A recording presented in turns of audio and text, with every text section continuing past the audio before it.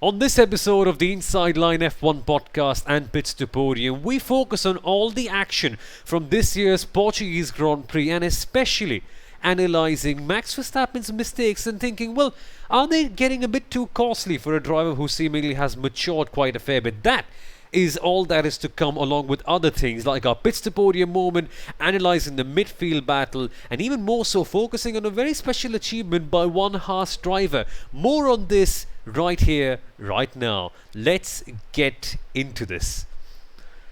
So welcome along, ladies and gentlemen. My name is Soumil Arora. You might know me from the driving force on Hotstar, and joining me is Kunal Shah, who was the ex-marketing head of Force India Formula 1 and now works as a motorsport consultant from the VS Sport network at Norway. And I can imagine, Kunal, back in the VS Sport studios, this race must have caused a few great discussions at the end of it, because really, what a fascinating motor race. Not the most entertaining at all times, but ended up with a really good narrative where one driver really outclassed the others, showed why he's a 7-time world champion, and reminded us that motor racing is still a lot about the driver, a lot about the human as well. Absolutely, Soumil. Thanks for that introduction. And I believe it was a classic motor race.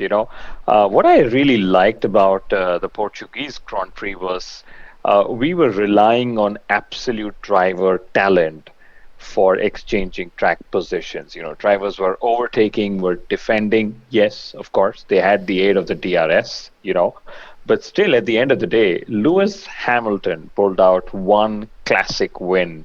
I think it was his 97th win, and we have this joke going between Soumil and myself about how many wins before Lewis Hamilton retires from Formula One. But yes, that's a previous episode we've done.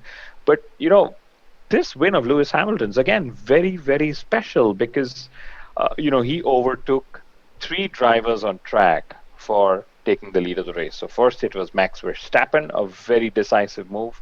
Then it was Valtteri Bottas. And then, of course, a move that, people don't really remember much, Checo Perez as well. So 3 overtaking moves to take the lead of the race and then win. And this comes at a time, Soumil, when Max Verstappen has been making small but silly errors through and through this season. And, my math says that in these 3 races, he's actually made 4 errors already, right? And I'm going to quote Helmut Marko on track limits.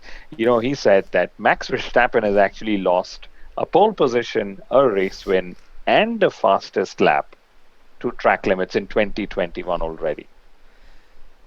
More on this in a second. We shall dissect this in more detail, and this is going to be a very fun aspect to do so. But very briefly, guys, in case you didn't know already because you follow Pits to Podium and the Inside Line F1 podcast, we have a partnership with Puma going on. Puma Inside Line is the code. That is down in the description. And yes, you can win a 5% discount on all of Puma Motorsport India's merchandise. We just ordered some good stuff in the back right there. And it's amazing. Bags, caps, hats, t-shirts, shoes, whatever. All good stuff. And follow us for our special competition for the Monaco GP. More information on that in our newsletter, which you can also subscribe to with the link down in the description. That is just reminding you of the good stuff that we do. Now, let's get into it uninterrupted to speak about the race action. And you're absolutely right, Kunal. The Helmut Marko, he may seem a bit too pinpoint, perhaps a bit too audacious at times to say stuff like this. But when you come to think of it, he's got a point, I think he's got a point because, these mistakes have actually cost Max Verstappen several points in the Drivers' Championship. He's 8 points down on Lewis Hamilton after 3 races. But the question one really has to ask is, could it actually have been Max who would have been leading the Drivers' Championship? In Bahrain, it cost him the race win. In Imola, it cost him pole position. In Portimao, again, a pole position. And then it cost him P2 to Lewis Hamilton in the race, right? So, again, very small errors. They're no longer the big errors that we have seen or we remember from, the Verstappen of the old when he just made his Red Bull Racing debut. And I'm sure a lot of our listeners and viewers from the Netherlands and, who are genuine fans of Max Verstappen and, as they should be because of his superlative talent, they'll be like, what is this guy sitting in his, home office picking up on Max Verstappen's mistakes. But guys, all I'm trying to say is we don't see Lewis Hamilton make such mistakes, especially when he is, in a title chasing or a title winning car. Yes, I know people are going to point out his mistake in Imola, but that was one rare mistake in several races that we can remember. So all I'm trying to say, Soumil, and I hope you agree with me because I know a lot of people won't, but Max really needs to clean up his act and make the most of the Red Bull Honda package that he's got under him. It's a bit of a bomb. I'll not disagree with that bit. It's a bit of a tricky one to digest, but when you look at it deep down, it makes sense. And that's not by saying that okay, it's not like we could have done it any better. We can't do anything even remotely close to what Max Verstappen does. There's a reason why he's Max Verstappen, right? But in the context of a championship, I think that accumulates towards the very end. Classic example, fastest lap. Verstappen had it in his bag, and then those track limits, which he deemed as stupid, in a light matter, he didn't mean to say, oh, track limits are stupid. You get the idea, basically. And they eventually cost him that one extra point. And yeah, we might look stupid to say, but it's just 1 point. Let it go. Don't focus on it too much. Brazil 2008 happened by 1 point. So and Portugal 1984 happened by half a point. So I'm not even going to say Exactly. anything on that one. But the main idea right here is that the margins are very limited. And what it reminds me is a conversation that I had with Dilbagh Gill, team president and CEO of Mahindra Racing. Marrakesh 2017, I think season 3 Formula E. First time that they were leading a race, Felix Rosenqvist was doing a lovely job right there. They lost. So I asked what happened right there. He said, we maybe have to learn how to win a race. So the same thing with Max. He's never been in a position of fighting for a championship ever, if you come to think of it. Perhaps this is his learning. Maybe he's learning how to fight for a championship because he's already done that for race wins and podiums and pole positions and whatnot. Maybe this is the learning. And who knows, the season is so long enough that you could still have that learning and eventually have enough time to find yourself being the world champion. Maybe that could be the way it goes eventually. You're right, and it's been long said. Mercedes and Lewis Hamilton, race-winning, championship-winning machinery, and I've just quickly opened up Wikipedia because I'm about to say something even more controversial. Uh-huh. That I can't remember when Max Verstappen last won a championship, right?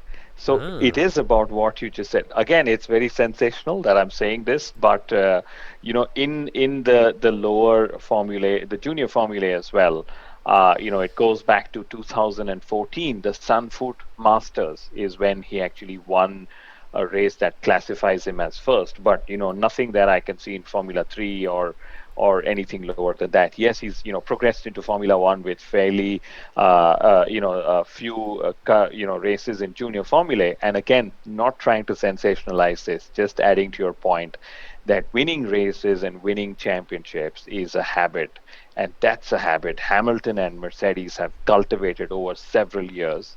And for Max to break that habit, to make it his habit, he needs to stop this habit of making mistakes. Now, enough of habits, we can move on. Kunal, by any chance, have you read the book The Winning Way by Harsha and Anita Bogle? They literally mention the same thing in the first chapter. It's amazing. They say that winning is a habit. You have to cultivate it. The great Australian cricket team of the late 90s and early 2000s, they are a good example of that. Or even Manchester United. Again, I'm biased. I'm a fan. But that's Max Verstappen's mistakes that we have to focus on. But you have to focus on the winners as well, right? About how you develop that winning habit. And I know we have said this a couple of times this season, but maybe it's not just the car anymore. So Lewis has the bargaining chip at the negotiation table because that right there was proper driving class by Lewis Hamilton. I think it was Sommel, and the very fact that he could make these moves with so much ease, he had more race pace than Valtteri Bottas. He pulled off those moves when he needed to sort of pull them off. And again, one of those races where is it about the car, is it about the driver? We are getting answers in real time sport. And I think Hamilton pulling off the move on Valtteri Bottas also solved a headache, or rather saved Mercedes the headache of issuing team orders, because all of us in the studio were wondering, is Mercedes going to issue team orders, because clearly a race win, maybe even a 1-2 was at stake at that point of time. And him just sweeping past Bottas on turn 1 made sure that they didn't need to take such a harsh decision. So all in all, a brilliant effort by Lewis Hamilton. Each time I say this, I know Lucian is going to write to me saying, "There you go, praising Lewis Hamilton for all he does. He's got the fastest car." And to me, I think 2021 is definitely turning to be a season yet where Lewis is proving it's not just about the car; it's also about his talent. And I must also, while we are of course praising Lewis Hamilton, we have to praise Valtteri Bottas's lap in qualifying, I would say, Soumil, because I did a qualifying analysis, and it literally till the last corner, the exit, Lewis Hamilton is actually marginally ahead of Valtteri Bottas, and Bottas just got a better drive through the last corner and across the finish line to go 0.007 seconds ahead of Hamilton. So, great turn.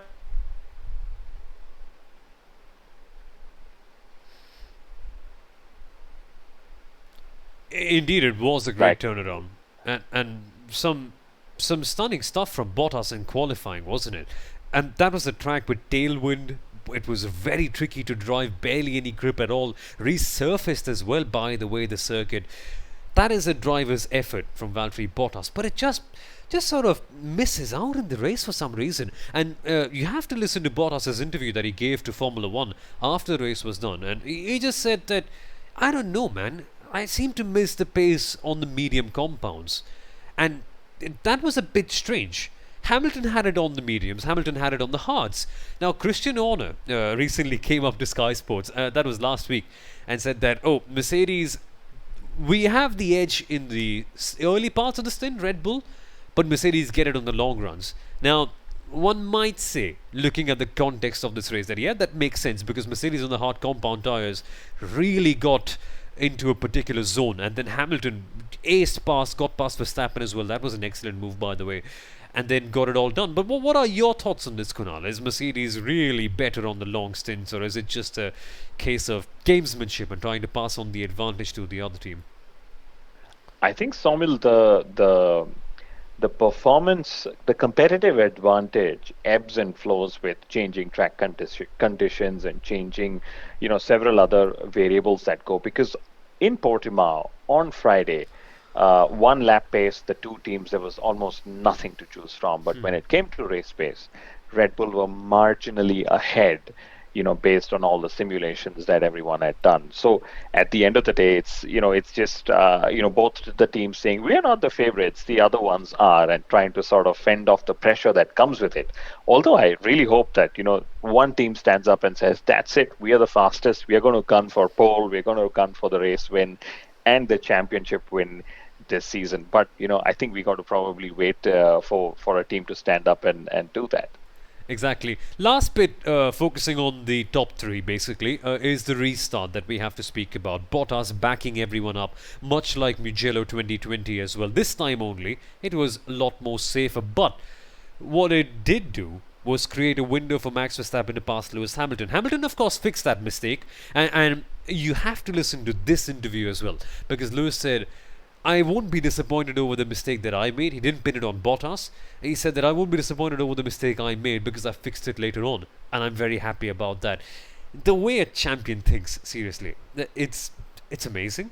But secondly, it was a chance for Max to really seal the deal. But long run pace again, Mercedes stamping their authority. Is it just a track thing, according to you, Kunal? Are we actually seeing the tide really shift towards Mercedes in the long run? I know it's only been 3 races, but still, it's fun to speculate, isn't it?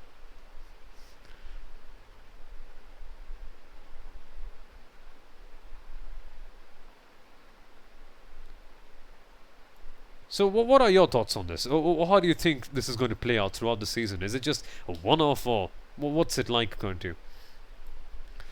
Firstly, we have to commend Valtteri Bottas for a brilliant restart. I think he did really well to make sure that he kept his track position intact. And at the end of the day, Soumil, I think Bottas and Perez will end up being bystanders, to a Hamilton versus a Verstappen fight. And both the wingmen, so to say, have been unable to come to the fight as much as they would have liked. So as the season progresses, I just expect Hamilton and Verstappen to sort of hit another gear and just pull away that much more.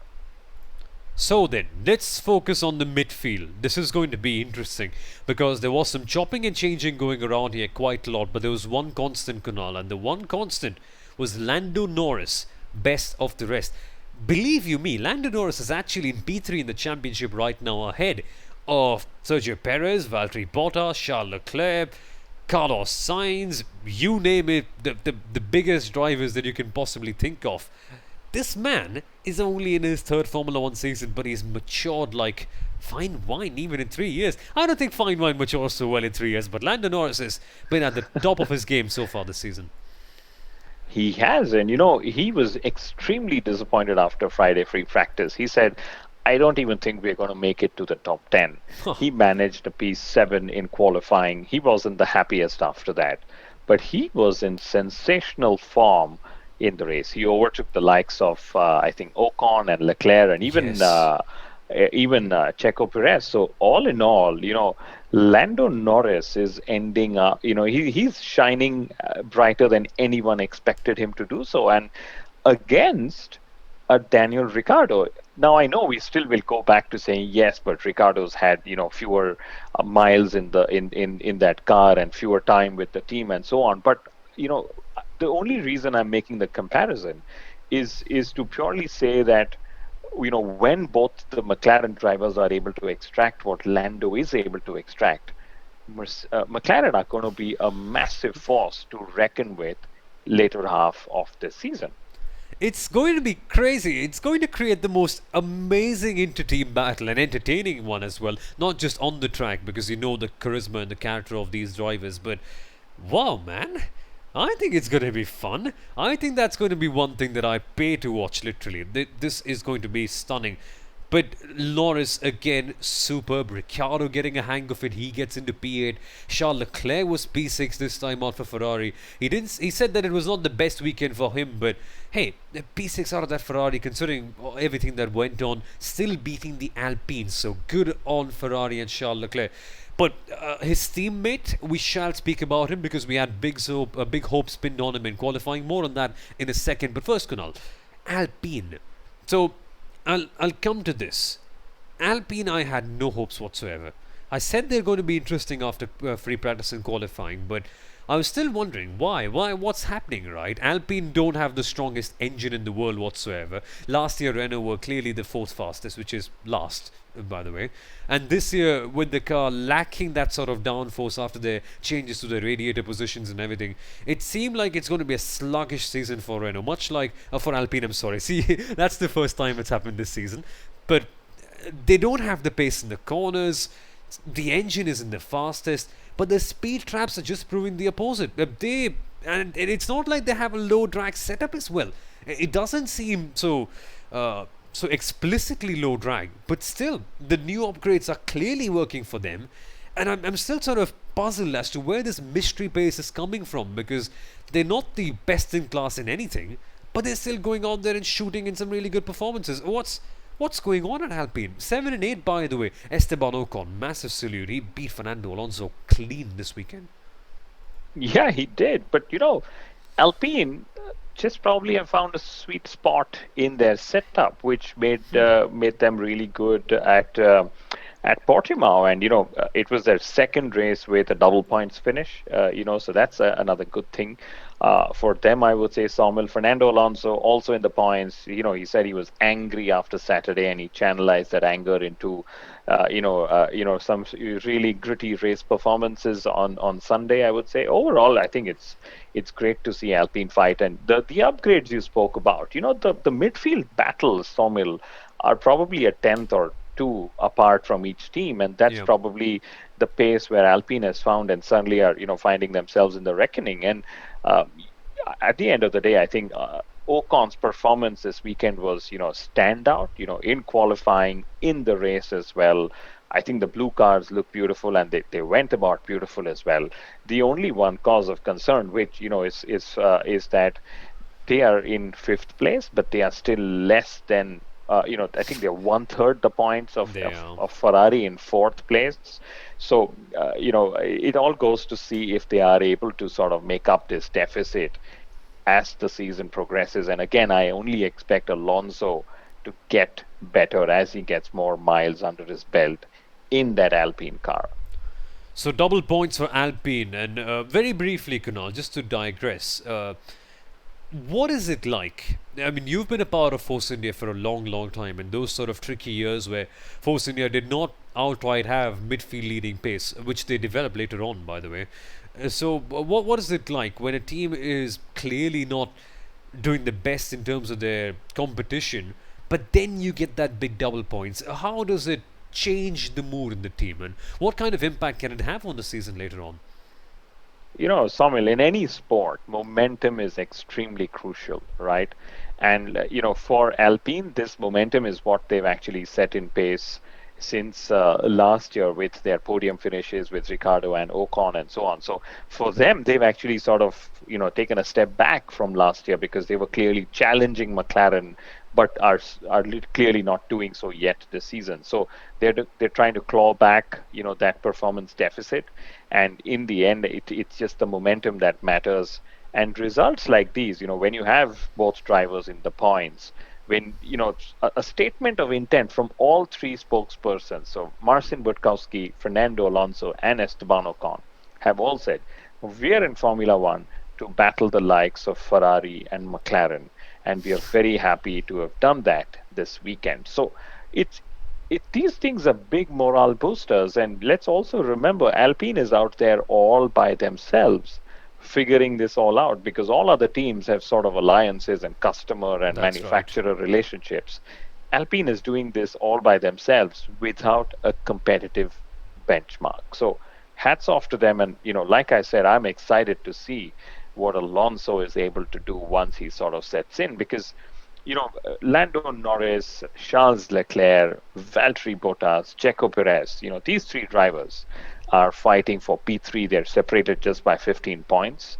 Once the likes of Ricardo and even Alonso and Ocon are able to sort of set their momentum going like the Alpine drivers did this weekend, that fight is only going to get that much more fun. It's a 23 race long calendar. We've got 20 races to go. So while we will focus on, a Verstappen versus Hamilton battle, which, by the way, we've actually had a 100% record. 3 out of 3 races we've seen the drivers go wheel to wheel, right? But yes, so while we will focus on that battle, this midfield battle is only going to go that much more intensive as the races progress. That's very true. Speaking of midfield battle, that's a very interesting point that we must bring out. Carlos Sainz, we had our hopes pinned on him. He showed excellent form last year in Portimao, didn't he? Just not working out in his favour. P11, then his half teammate of sorts because they've got the similar engine and a technical alliance. Kimi Raikkonen having a bit of a crazy one with the front wing issue, and the reason why he had that crash, Kunal? It's bizarre, but he was focusing on his screen. Now, I thought that was a problem that we youngsters had a lot. Not 40-year-old drivers in Formula One are focusing on screens too much. But hey, if it can happen to Kimi, it can happen to anyone, right? So I've got a defensive excuse to my parents now when they say, "Oh, you spend too much time on your phone," which is a sad thing. I have to cut that down. But still, you get the idea. Yeah, well, that's a very, very good analogy, Soumil. I must say, Kimi Raikkonen is always a great excuse to have for anything we want to do in life. But, you know, Kimi said he got pulled in by the slipstream and then, the distraction of the screen. But he actually gave us, a safety car for the first time, He did, right, yeah. at Portimao. But more importantly, Soumil, he gave us the Manscaped lawn mower moment of the race. It was actually a surprise when you suddenly saw Kimi losing his front wing, and then he, of course, took to the gravel trap and had to, come to a stop at turn one. But that was a lawnmower moment of the race. And guys, for everyone wondering, Manscaped is also signed on as a partner of the Inside Line F1 podcast and Pits to Podium. So you can get a 20% discount on Manscaped products by using the discount code that's going to be mentioned in the episode description as well. It's a thing now. See, we said it, Manscaped lawnmower of the day moment. So, short backstory to this. I think we can just take 10 seconds to explain that. Kunal has been in marketing for over 2 decades or something. He knows his marketing, right? And think of it, Manscaped lawnmower moment of the day. That outrageously good. See, but we're high. So just as good as their products are, Soumil. Great to have two partnerships for the work we do. We've got Puma Motorsport, and now we've got Manscaped. And guys, Manscaped is actually a global opportunity. So they ship to the United States and to other parts of America. They ship to Europe, and I believe they also ship to Australia and New Zealand. So great, go ahead and get that grooming product of yours. And I've only heard good things. No biases, but I've genuinely only heard good things. So that's a bit of a plus. Finally, last point that we have to look out to today. It's going to be my Pits to Podium moment of the day. I know we've kept it a bit too late on. But Mick Schumacher beat Nicholas Latifi. No, nothing against Nicholas Latifi. I like him. He's a very likable personality. But come on, that Haas is not supposed to be there. That Williams has constantly just nudged at the edge of the top 10. Mick Schumacher got it, Kunal. Mick Schumacher really passed Nicholas Latifi. And there was a point where he was flirting with George Russell as well. On the track, that is, I mean to say. Off the track, I don't know. That's not my business. But still, interesting. Good to see first good steps from Mick. It is. And, just his third race of the season, he was pounding onto Nicholas Latifi. Everyone was waiting to see when will Mick pull off the move, and then Latifi, made a mistake under pressure. What surprises me is Latifi is technically more senior than Mick, right? He's supposedly in a faster car than Mick, which was Williams. I mean, I'm comparing two of the slowest cars in Formula One right now, but I was a little surprised that Latifi actually made that mistake. And, their tires, both of them were on the hard tires. It wasn't like a, gigantic, life advantage that Mick had or something. But Mick said post-race, Soumil, that had he actually overtaken Latifi before, he could have probably gotten to George Russell as well. And to me, that would have been some statement. The 2020 and the 2018 F2 champions going head-to-head in a Formula One car. That would have been fun. But, all things aside, I think great to see Mick doing something which has sort of caused mini headlines, at least on our channels, and I think it's going to be fun to see how he sort of adapts as the season progresses, because that's why he has been put in that slow-moving Haas. Slow-moving and unpredictably moving Haas as well, if you know what I mean to say. That's the different car. But hey, at least one Haas is unpredictable, Yeah. And let's end it at that. No more on that. We've spoken about that enough. But the good point is, maybe 2024, air market, whatever. Maybe we could see them fighting in a Mercedes versus a Ferrari, Mick and George. It's always destined to be. Let's see, whatever happens. But finally, Kunal, good weekend on the whole. Really enjoyable race to watch in patches. Some people said it was boring. I did not think it was boring, by the way. I enjoyed drives like this one. Your final thoughts, and next up, it's Barcelona. And many of the teams and drivers said, man, we don't know where we're going to be at Barcelona, which is a good sign for us. Yes. I think anyone saying the race was boring should probably write to me either on Twitter or via our Facebook page or Instagram, because I think this was a really good motor race. We had overtakes, we had fights, we had battles. We also had strategy playing in a fair bit. We saw, slow pit stops actually costing drivers track position and so on and so forth, right? So I think it was a good mix of all the elements that we like to see in Formula One. So that's my view about Portimao. Coming to Barcelona, it's actually a drive into the unknown, because this year's preseason test was actually held in Bahrain.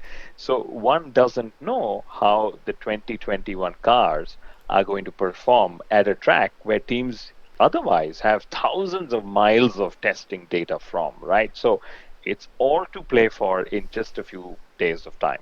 Yes, and you can also participate in our Grand Prix Prediction League at Pits To Podium, where you can predict and win some really big prizes. More information on that in the description, along with our discount code for Manscaped, Puma Motorsport India, and what else? Our newsletter as well. See, we're building up momentum here. We're building steam very, very, very quickly. But folks, thank you for watching. Thank you for listening. Thank you for being a part of this one, Kunal. And we shall see you for Barcelona. It's a double header, so not too long now. Absolutely. See you guys, and see you, Soumil, for Barcelona. We'll be back with our pre-race video, or the race preview as we call it. So look out for that. Indeed. See you folks. Bye bye.